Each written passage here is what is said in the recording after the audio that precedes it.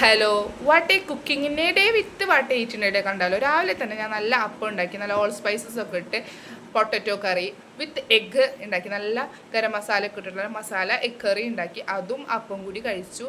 നല്ല ടേസ്റ്റ് ഉള്ളതെന്ന് റിപ്പീറ്റ് ചെയ്ത് അത് തന്നെ ഞാൻ കഴിച്ചു. അതുകൊണ്ട് ഉച്ചയ്ക്ക് അങ്ങനെ ഒന്നും വിഷമില്ല, അതുകൊണ്ട് കഴിച്ചില്ല. പിന്നെ ദിലുവിനെ ഞാനാണെങ്കിലും ഉച്ചയ്ക്ക് ഉറങ്ങിയിട്ടുണ്ടായില്ല, കാരണം 5 മണി തൊട്ട് 9 മണി വരെ എനിക്ക് ഓൺലൈൻ ക്ലാസ് ഉണ്ടായിരുന്നത് കൊണ്ട് ദിലുവിനെ ആ ടൈമിൽ ഉറക്കാമെന്ന് വെച്ചു. അതുകൊണ്ട് ഉച്ചയ്ക്ക് ഞങ്ങൾ ഉറങ്ങാനും നിന്നില്ല. ഞങ്ങൾ ഇതൊക്കെ കഴിച്ച് TV ഒക്കെ കണ്ട് നല്ല ജോലിയായിട്ട് ഇരുന്ന് ഒരു 3 മണിയൊക്കെ ആയപ്പോൾ പഴംപൊരിക്കുള്ള മാവ്, പഴംപൊരി ഉണ്ടാക്കാമെന്ന് വെച്ചിട്ട് പഴംപൊരിക്കുള്ള മാവൊക്കെ നന്നാക്കി കലക്കി വെച്ചിട്ട് നൂഡിൽസ് ഉണ്ടാക്കി. ഞങ്ങളെ വിശപ്പ് ആ നൂഡിൽസ് കൊണ്ട് ബാലൻസ് ചെയ്തു.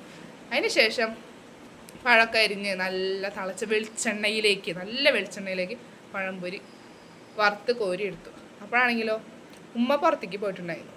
തിരിച്ചു വന്നപ്പോഴാണെങ്കിലോ നിറച്ച് ബജി, മുട്ട ബജി, മുളക് ബജി ഒക്കെ ഉമ്മ കൊണ്ടുവന്നിട്ടുണ്ടായിരുന്നു. നല്ല പഴംപൊരിയൊക്കെ ഉണ്ടാക്കി സെറ്റ് ചെയ്ത് വെച്ചൊക്കെയായിരുന്നു. നല്ല ടേസ്റ്റ് ഉണ്ടായിരുന്നു കേട്ടോ. അപ്പോൾ ഇത് കണ്ടപ്പോൾ എൻ്റെ കണ്ണ് അതിലേക്കും പോയി. അപ്പോൾ ഞാൻ അതും എടുത്ത് കഴിച്ചു, മുട്ട ബജിയും കഴിച്ചു കഴിഞ്ഞിട്ട് പിന്നെ കുക്കിംഗ് ചെയ്യാൻ നിന്നു. Next step of cooking. ഉമ്മ മീനും വാങ്ങിച്ചിട്ടുണ്ടായിരുന്നു. അപ്പോൾ ഞാൻ നല്ല അയിലക്കറി വെച്ച് അതൊക്കെ നല്ല താളിച്ച് ഒഴിച്ചു. അതിൻ്റെ ഇടയിൽ ഈ ബജികളിൽ നിന്ന് ഓരോന്ന് കഴിക്കുന്നുണ്ട്, കാരണം നമുക്ക് അത് കാണുമ്പോൾ ഒരു ക്രേവിങ്സ്, ആർത്തി എന്ന് പറയാം.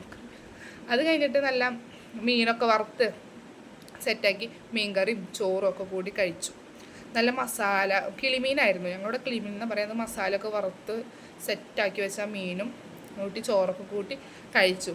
നൈറ്റ് അവനെ ഉറക്കിയതിന് ശേഷം എനിക്ക് വീണ്ടും വിശന്നപ്പോൾ ഞാൻ എന്ത് ചെയ്തു, ആ ബജിയിൽ മുളക് ബജി ബാലൻസ് ഉണ്ടായിരുന്നു, അതും കഴിച്ചു. അന്നത്തേക്ക് എത്രയേ ഉള്ളൂ. കഥം ഹോഗയാ. ബൈ.